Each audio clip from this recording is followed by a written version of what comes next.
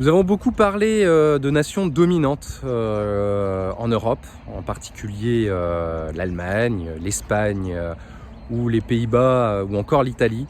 En revanche, nous avons très peu parlé de petites nations, de nations un peu moins connues. On a donc évoqué la dernière fois l'Autriche. Cette fois-ci, je vous propose de nous attarder sur l'Albanie. L'Albanie, surnommée la sélection rouge et noire, est une sélection qui a pas un très grand palmarès, c'est le moins qu'on en puisse dire sur le continent européen et lors des euros, puisque l'Albanie s'est qualifiée qu'à deux reprises en phase finale d'un euro. C'était en 2016 en France, avec le succès que l'on a connu, puisqu'ils n'ont pas réussi à sortir de la phase de groupe. Et puis lors de l'euro à venir, en 2024 en Allemagne, après un parcours assez brillant, j'y reviendrai en phase éliminatoire. L'Albanie, pas de référence sur le continent, pas de référence pendant un très long moment, puisque entre le démarrage de l'euro 1960 et 1991, l'Albanie n'a remporté que 2 matchs. L'un en 71 contre la Turquie en phase éliminatoire et un autre en 1991, là également en phase éliminatoire contre l'Islande. Ensuite, l'Albanie a connu une période peut-être un peu plus faste, avec des victoires, mais jamais de qualification en phase finale d'un championnat d'Europe des nations entre 1996 et 2016, dirons-nous.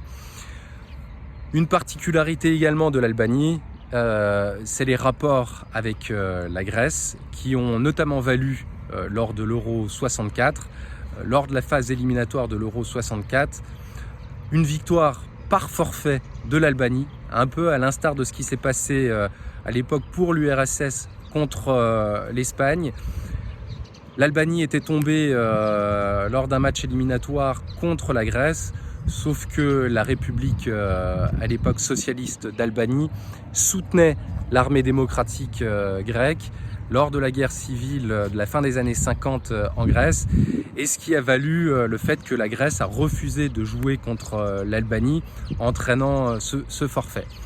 Alors, en dehors de ces épisodes un peu difficiles, dirons-nous, pour l'Albanie, il y a quelque chose de plus faste, c'est leur phase éliminatoire de l'Euro 2024, puisqu'ils ont pour la première fois de leur histoire terminé premier de leur groupe, devant quand même la Pologne et la Tchéquie, se qualifiant donc brillamment et se retrouvant à présent dans ce que l'on appelle et ce que l'on surnomme le groupe de la mort, avec l'Espagne, avec l'Italie, avec la Croatie.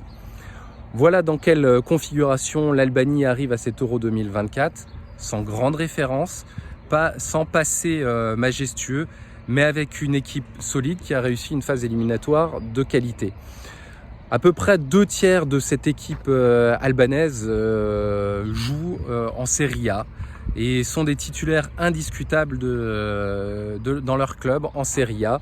Et donc on peut quand même imaginer que l'Albanie, bien qu'étant dans un groupe difficile pour cet Euro 2024, pourrait jouer le rôle d'équipe qui va troubler un petit peu la fête entre les 3 équipes dominantes dans ce groupe, la Croatie, l'Espagne et l'Italie.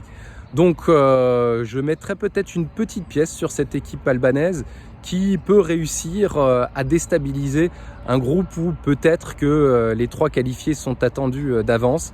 Peut-être qu'ils vont pouvoir tirer leur épingle du jeu et se hisser dans les 3 meilleures équipes de ce groupe.